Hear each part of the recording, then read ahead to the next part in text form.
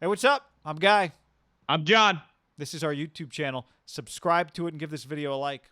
Also, check out our podcast below in the description. That's right, baby. All right.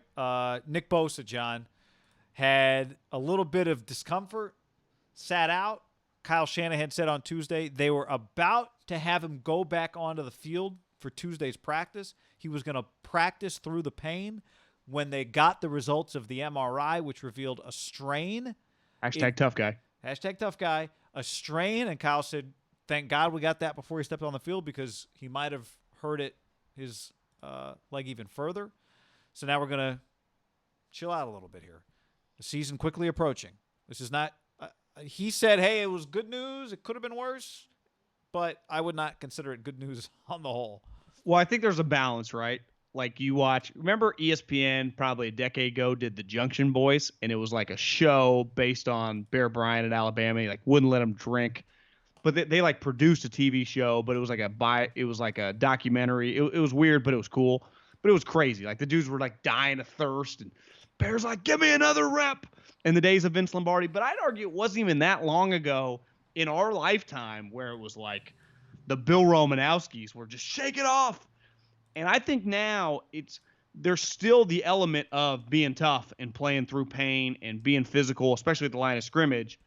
But they're also now, I think, with the economics, and I understand it's all relative, but when you draft a guy number 2 overall and then he turns out that good, his value to you is hundreds of millions of dollars, right? Especially when you're good and he's your best player. I think they need to be – I'm not trying to question Kyle. Kyle knows what he's doing. He's an elite game day coach. Is it fair to question, like, are we sure we're on the same page with all these fucking injuries and your training staff? Like, is everyone on the same page, or is this just the craziest 4-year stretch we've ever seen in NFL history? Because I even saw, like, Peter Schrager today tweeted, like, holy hell, they got a lot of injuries again. It's like, it's insane, guy. And then this guy, now in fairness, this back to my original point last year, is like, a lot of guys that get injured for them have been injured in the past. Like D Ford, Quan last year. You know, Jalen Hurd, who tore his ACL. We'll get into Ayuk.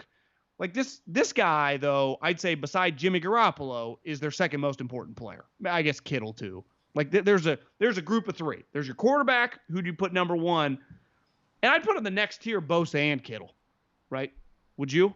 Like as equals, like of importance? I mean, Bosa, we can't talk about a guy that has defensive player of the year ability and then he gets injured and not be a huge deal. Well, one thing the 49ers have to their benefit anytime an offensive player gets hurt is that, Kyle Shanahan is still calling the plays. Now, maybe Robert Saleh's about to become a NFL head coach, but defensive coordinators just don't have the control over a game the way offensive coordinators tend to, right? Especially the best offensive play callers. So, yeah, you just are. I think you're more reliant on defense on your elite talents. Well, you don't really get to dictate the terms unless you're an all-time defense, right? You are reacting to So even plays. if you had the Kyle Shanahan of defensive coordinators, it's just he's not going to beat the Kyle Shanahan of offensive coordinators. Yeah. Yeah. So, Part of what makes an all-time great defense, I mean, is kind of the players. Well, and right? here's the other problem, right? Is now we're just working our way, if you're them, through Javon Kinlaw and trying to figure out how good can he be right away. And you were telling me, and you're right, Robert Saleh had a great answer when asked about it. Matt Barrows wrote about it in The Athletic. He's like, well, because Barrows wrote one of the things is Kinlaw just runs out of gas at the end of practices before anybody else does. And he's like, He used the word pooped. He used the word pooped. Such a great word. Like, usually only 3-year-olds are pooped. Like, oh, they're pooped. Or dogs get pooped. But it's such a great word. I'm always I remember after mowing the lawn, that's when you're pooped. Like, whew, I'm pooped. But he said, this guy's from the northeast, the northeast and the south. Well, I mean, from Maryland, right? Oh, yeah. Then he goes to South Carolina. He's like, it's humid, it's hot. And what did Saleh say? He's like, well, part of this is he's so reliant just on his strength, on using strength, because he's raw in some of these other technical ways. That he has to work so hard against this really good offensive lineman if he's going up against Laken Tomlinson or a Trent Williams. So the point is, though, that you lost to Forrest Buckner. It makes Nick Bosa more important. Yeah, I mean, Nick Bosa's got to be healthy for them to be really good. Like a very, very important player for them. I mean, he's one of the best players already in the NFL. I think the thing with Kinlaw, and I remember Lewis Riddick taught me this a long time ago, big guys inherently get tired. So you can't expect them to be Russell Westbrook every play, right? Offensive lineman, defensive lineman. I think it works for centers in basketball. Everyone's very critical of Joel Embiid. He outweighs everyone on the court probably by 50 pounds and probably several guards by 100, right? If he's 290 pounds. Like, it's just, he's an enormous human. Javon Kinlaw is probably, beside Trent Williams, the biggest guy on their team. I guess Eric Armstead's still pretty big. But the one thing Eric Armstead has, being a veteran guy, playing for Chip, like, no one ever questioned, like, Eric Armstead out of shape. Like, he's an elite athlete. Kinlaw is a true kind of defensive tackle, run stuffer. Now, I think he has some pass rush ability. But to me, my red flag on Kinlaw is not that I don't think he can be a really good player. You get a guy like that at pick 14, his upside is through the roof. But when you use the word upside, that means there's still a lot of room for growth. He's going to be their starter game one. And he's got to play well. Like, he's filling in for a guy that was a Pro Bowler last year. They got traded for the 13th pick in the draft. Yeah, replacing, not filling in. I mean, he's just taking his spot. And that guy, is he a $21 million a year player? We can argue that all you want. I just know if I had a game tomorrow and I got DeForest Buckner lining up for me as my defensive tackle, you think the Colts feel pretty good about when DeForest Buckner is lining up for them? Hell yeah.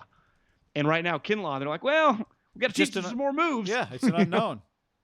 And there's no preseason games. There's not extended. It's a tough time to be a rookie. Bosa's missing a game and you got D Ford limping around, all of a sudden Kinlaw's getting double teamed. It could be. I think what you just said, like, this is about Nick Bosa, right? At the end of the day, you drafted Javon Kinlaw in the first round. You need him to be an impact player. You do not. It is unreasonable to ask him to be a Pro Bowler week one. We know that Nick Bosa is a Defensive Player of the Year candidate week one. So we can't blame Javon Kinlaw if he doesn't get to play alongside Nick Bosa. Part of drafting Javon Kinlaw is you're like, look, we'll have Nick Bosa, we'll have Eric Armstead. This is the perfect landing spot for a rookie. D Ford shows up every other game. Yeah, if he's there, that's a benefit. Yeah, and I think they would tell you too. Listen, this guy was somewhat of a project, right? We didn't think we're getting, Reggie White day one. I mean, that's part. Like, this is. I'm not expecting for this guy to be an elite player day one, but when you do come to a lot of times when you get drafted, right, pick 13, or I guess they traded back one spot, 14, you're going to a team that doesn't have, I don't know, Super Bowl expectations. Like, that's the goal. Like, I would say anything less than definitely like hosting a playoff game and winning the NFC West will feel like a disappointment. Like being a wild card. If I tell you right now they're the 7th seed, we're having some weird podcasts over the year, right?